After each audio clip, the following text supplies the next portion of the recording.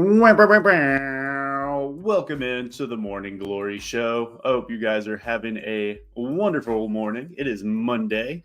The 2024 NFL Draft is in the books. The Tennessee Titans have drafted 7 players, and we're going to break that down today, guys. And then we're going to talk a little bit about this UDFA primer that we got going on. The Titans are bringing a lot of guys for this rookie minicamp, and we're going to talk about this. So, if you're checking us out for the first time, make sure you head over to YouTube, like, comment, and subscribe. Join the conversation down below. If you're checking us out on Twitter, make sure you hit that retweet button, like, grow this video, drop comments over there as well, and we'll get to those as we progress through the show. But to start off, J.C. Latham with the 7th overall pick in the NFL draft. The Titans have their left tackle, apparently. And if you want to hear more about Latham and our thoughts on that, make sure you go watch last Thursday's episode. That was right, or last Friday's episode, right after we drafted him. We broke it down. Me, Jonathan, and B. Will talked about in extent. But on day 2, the Titans had another pick, and that's T'Vondre Sweat, and that's one that seems to be very torn across this fan base on how they perceive this. Personally, I had a lot of players on my big board that I would have preferred over Sweat, but I do see the process that Rand Carthon is trying to get across bringing in Sweat. Mammoth of a man, 6'5"-ish, 350, 360 plus. This is a guy that you can bring in day one and fixes that nose tackle position for you. I've seen the arguments for character concerns, as well as he a 3-down defensive lineman. We're talking just the 3-down perspective. This is a guy that outsnapped Byron Murphy 4 snaps per game last season. This is a guy that you're bringing in, pairing him with a Jeffrey Simmons, a Sebastian Joseph Day, even a Keandre Colburn, who he played with at Texas just last year. So what we're getting out of T'Vondre Sweat, it might not look pretty on the stat sheets on a week-to-week basis, but I mean, going back and looking at guys like Albert Hainsworth that average 3 sacks per season, this is a guy that can come in for you and can be a star very early on, and it's just going to make Jeffrey Simmons' job that much easier. And then going into the sacks department, I mean, Harold Landry, he's the sack savant on this defense, and he has played very well when he has people taking the look away from him, allowing him to get that one-on-one matchup on the outside. I think if you're looking at it on the interior perspective, you have to double Sweat. You have to double Jeffrey Simmons. This is going to leave a lot of openings. And then we're looking at these linebackers. I mean, it's a lot easier to play linebacker if you don't have anybody trying to block you and you can just float to the hole. So that's going to make guys like Cedric Gray and Kenneth Murray and Jack Gibbons and all these guys down the line, it's going to make their job that much easier. So while ultimately I had players higher on my board and would have liked to go a different direction, I do understand why this was the pick. And after pick 38, that was kind of the start of the run of these interior defensive linemen. Ruko Arroyo went a little bit earlier to Atlanta, if I remember correctly, and they traded up big to get him. We grab Sweat at 38, and that started the run of Chris Jenkins, and half of them went off the board right then and there. So if the Titans did trade back from 38, which it was reported they had 7 or 8 calls, I would have preferred that if they would have traded back, even if these guys were off the board and they couldn't have gotten Sweat. But I do understand if that was their guy, they wouldn't have gotten him if they did trade back. So while overall, I see this as a C+ grade, as just average, maybe the biggest reach, in my opinion. I don't hate the pick, and I don't hate the player. As far as character concerns, obviously you had the DUI. That doesn't do anything for me. Kids make mistakes. And when we hear from these coaches and the players around him at Texas, it's glowing reviews. So I'm overly think he's going to come in day one and be a starter for you. And that's what you're looking to get out of the second round. Going into round 4, they draft Cedric Gray out of North Carolina. Uber productive linebacker over there for the Tar Heels. had 100 plus tackles the last 3 seasons. So I think as far as production goes, probably the most productive linebacker that came out this year and played pretty well at the Senior Bowl.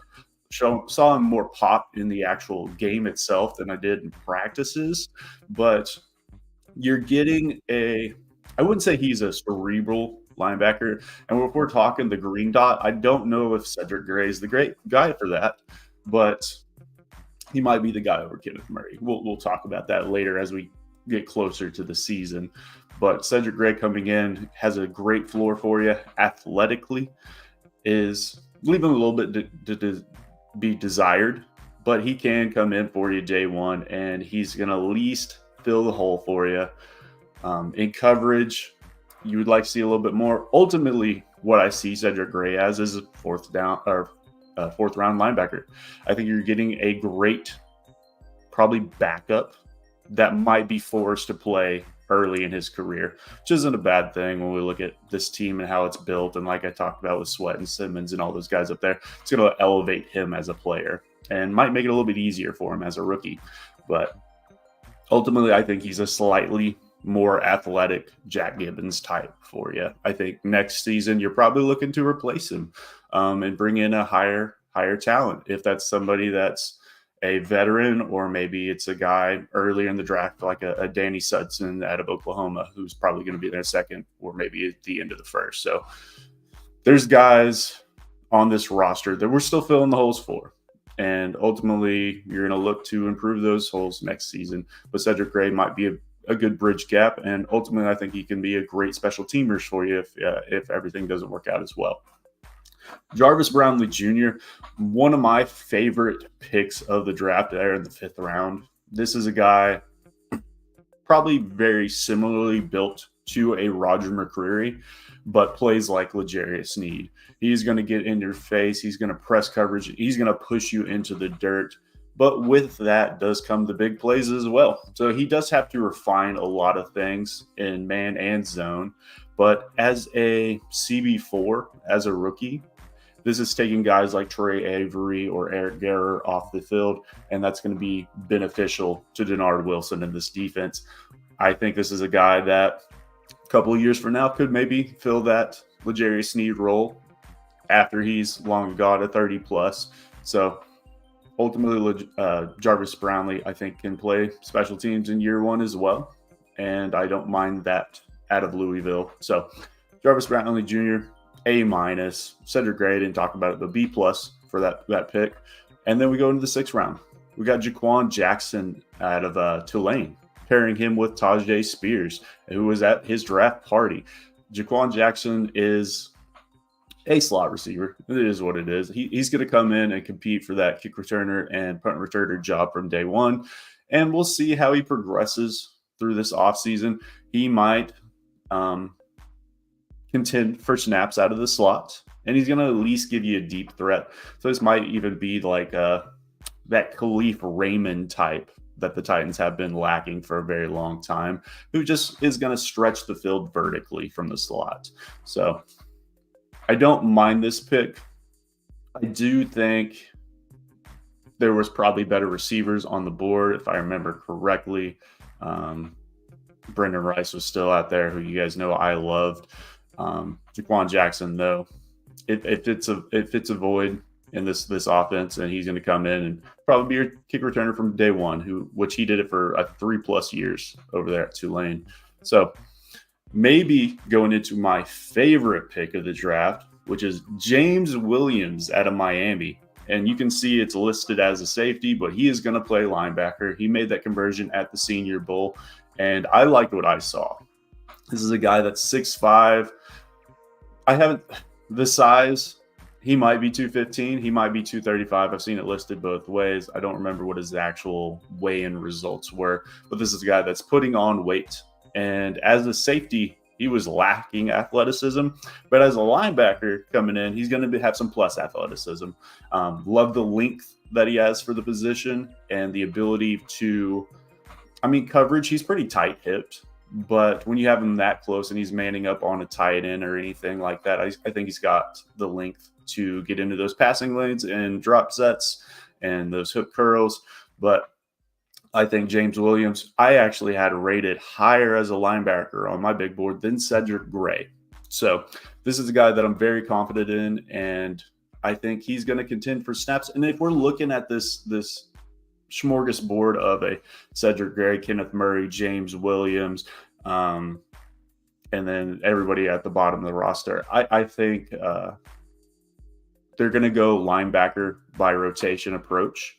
I think out there on early downs, you might see a Cedric Gray and a Kenneth Murray, but as they get into those passing situations, you have guys like James Williams coming out onto the field and filling that role. We've talked about running back by committee for a long time. I think linebacker by committee is going to be the new go-to for this defense, at least to bridge the gap so they can get some high-quality talent in years to come. And maybe James Williams can progress. I mean, he's still a very young prospect, and that's something the Titans have really accomplished this year is just getting younger. We look at this team, we're getting rid of a Danico Autry and all these other players. I think the oldest player on this defense is going to be Sebastian Joseph Day at, I think, 29. So this team is getting younger, and it might be a year or two away, but they're definitely building that foundation. I'm really liking what I'm seeing there. And then the last pick of the draft, they go Jalen Harrell out of Michigan, the edge prospect. So Jalen Harrell, I think he's been second team or honorable mention all Big 12, all Big 10 the last 2 seasons. This is a guy that's been productive in a very good defense, but how much is that him and how much is that the team and the scheme around him? So Jalen Harrell, he's going to win with speed. He doesn't have that speed to power conversion. I think he's 6'3", 250, but you don't see that on tape. He's still got to refine a lot of his backup pass rushing moves. He does have a good spin move, but ultimately he has to add more to his repertoire. And to put it, he's got to put that pass rush game plan together better pre-snap. He can improve on those things, but ultimately I think it's a 7th round pick. You're looking for a special teamer, baby. This might be one that fits into that void behind an Arden Key and Rashad Weaver, and maybe he can find that spot. And I don't mind that at all. But in the 7th round, it is what it is. But ultimately, when I look at this draft in totality, I mean, it's a B draft. I mean, it's above average. And when we look at the rest of the AFC South and their drafts, I hated the Colts draft. I mean, from top to bottom, the reaches on Latu to start it off, and as it even progressed further in, didn't like any of their picks really. Houston Texans, they just didn't have a lot of draft capital. They did grab Kamari Lassiter in the 2nd, which is a guy that I'm very high on. And we'll see what they do with him if they move him into the slot, which might be his more natural position, or if they keep him on the outside of Derek Stingley Jr. Wouldn't mind that at all. I think we look at the Jaguars draft. I mean, it was so-so. I think ultimately the Titans got better than the 3 divisional rivals. So ultimately pretty good draft. But let's go ahead. Let's talk about these undrafted free agents that the Titans have brought in so far. I haven't updated this list since last night, so if I signed somebody overnight, I haven't seen it. Well, let's go ahead.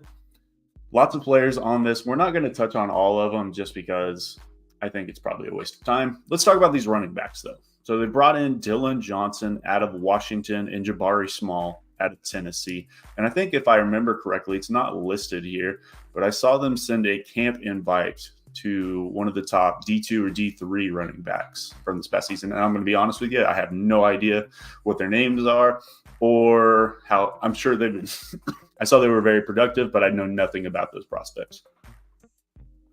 But Jabari Small out of Tennessee, I'm sure a lot of fans are going to be very familiar with Jabari.